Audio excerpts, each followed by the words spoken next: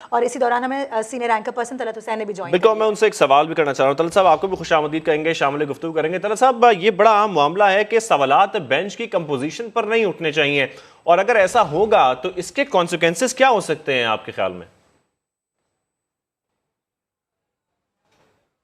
دیکھیں، بینچ کی کمپوزیشن پر سوالات تو اٹھیں گے. آپ نے ابھی دیکھ لیا کہ جو next in line chief justice ہیں کینڈیڈیٹ جسٹس قاضی فائز عیسیٰ، ان کی طرف سے اس کورٹ کے اندر کیسز فکس کرنے کے عمل کے اوپر کس قسم کے سوالات اٹھے ہیں.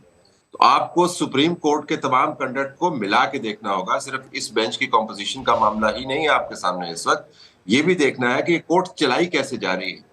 آپ نے بینچ کمپوز کیا، اس بینچ کے اندر اعتراض والے جج صاحبان بیٹھے، پھر سیاسی جماعتوں نے اس کے اوپر اعتراض کیا، پھر ایک جج کی آڈیو لیک سامنے آ گئی، پھر محترم جج صاحبان جن میں سے ایک ابھی بھی اس بینچ کے ممبر ہیں منصور شاہ صاحب، وہ آپ کو بینچ کے اندر ہو کر بھی انہی معاملات کو اٹھاتے ہوئے دکھائی دیتے ہیں جن معاملات کو سیاسی جماعتیں اٹھا رہی ہیں. تو قانونی طور پر بھی اعتراضات کی بہت گنجائش موجود ہے، سیاسی طور پر تو اعتراضات کی گنجائش ہمیشہ موجود رہتی ہے. اور اب کیونکہ اس کورٹ کے کنڈکٹ کے اوپر میں بینچ کی بات نہیں کر رہا ہوں، کیونکہ کورٹ کا جو اسپیر ہیڈ ہے وہ چیف جسٹس ہے. چیف جسٹس صاحب نے یہ بینچ بنایا، اور ہمیں پتہ چلتا ہے کہ چیف جسٹس صاحب ہی کیسز کو کس طریقے سے فکس کرتے ہیں. تو اوورآل جو کورٹ کا کنڈکٹ ہے اس کے اوپر شدید قسم کے سوالات اٹھ رہے ہیں. دوسرا پھر یہ دیکھیں، آج اسی شہر کے اندر جہاں پر اتنے بڑے بڑے آئینی آرٹیکلز ڈسکس ہو رہے ہیں، جہاں پر اتنے بڑے آئینی معاملات ڈسکس ہو رہے ہیں، اتنے بڑے بڑے دلائل دیے جا رہے ہیں، اس کے اندر عمران خان کی کورٹس کے سامنے 4 مقدمات کے اندر پیشی ہے. اس پیشی کے اندر ذرا عمران خان اور ان کی جماعت کا کنڈکٹ دیکھ لیجئے. تو گزارش کرنے کا مقصد یہ ہے کہ اسی شہر کے اندر اگر آپ نے عدالتیں لگانی ہیں تو تمام معاملات کو سادے انداز سے آئین کے تابع کرنے کے لیے آپ کو ایون پلینگ فیلڈ کریٹ کرنا ہوگا. اس بینچ کے اندر سے فی الحال جو ہمیں آوازیں اٹھتی ہوئی نظر آ رہی ہیں، اس سے پتہ یہ چلتا ہے کہ فیصلہ یہ ہو چکا ہے کہ ہر حال میں 90 دن کے اندر انتخابات کروانے ہیں. قانونی دلائل جو ہے اس فیصلے کی طرف جانے کا ایک رستہ ہے، اور اگر 5 رکنی بینچ یہ فیصلہ کرتا ہے کسی بھی صورت میں تو ظاہر ہے اس سے تنازع پھیلے گا، اس سے معاملات طے نہیں ہوں گے.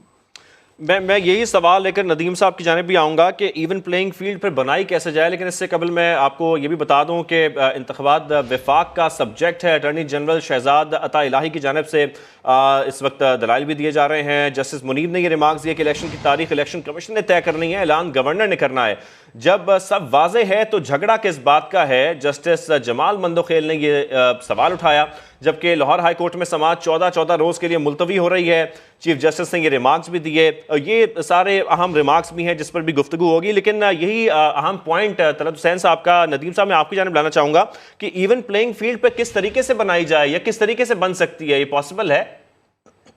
دیکھیے کہ جو 90 روز والی شرط ہے وہ تو ایک آئینی شرط ہے، اس کو تو جو توڑے گا وہ آئین سے ماورا کوئی کام کر رہا ہوگا، اور اسی کے مطابق انہیں باقی معاملات کرنے چاہیے تھے. پہلے جو ابھی تک کا ٹائم گزرا ہے، پہلے تو اس کے اوپر سوالیہ نشان ہے کہ وہ اتنا ٹائم لیپس ہونے میں کیا پاکستان جو پی ڈی ایم ہے اس کے اندر موجود سیاسی جماعتیں ہیں ان کا رول ہے کہ انتخابات سے راہ فرار اختیار کریں.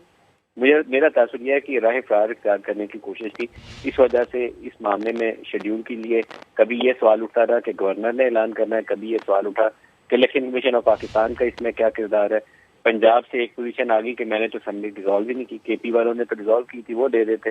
پھر وہاں جواز آ گیا کہ دہشت گردی کے واقعات ہیں، اقتصادی صورتحال ملک کی ایسی نہیں ہے کہ انتخابات کا متحمل ہو جائے. تو یہ وہ سوالات تھے جس کے لیے آئین کے اندر ایٹ لیسٹ کوئی طریقہ کار وضع نہیں ہے کہ ملک کے اندر دہشت گردی کی فضا ہوگی یا آپ کا آئی ایم ایف کا پروگرام درمیان میں لٹک جائے گا تو انتخابات پوسٹ پون ہو جائیں گے. تو یہ سوالات سیاسی میدان کے اندر، لیکن آئین کے اندر اس کا کوئی واضح جواب موجود نہیں ہے، جس کی وجہ سے میرا تاثر یہ تھا کہ یہ انتخابات کو لٹکا کر جون کے بعد لے جانا چاہتے ہیں.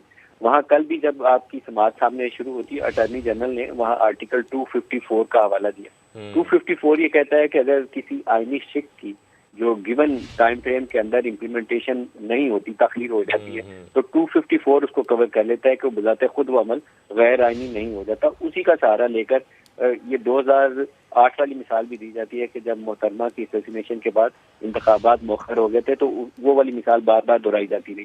سیاسی حلقوں میں یہ تاثر عام تھا کہ یہ 30 جون کے بعد اس کو انتخابات کو لے جانا چاہتے ہیں.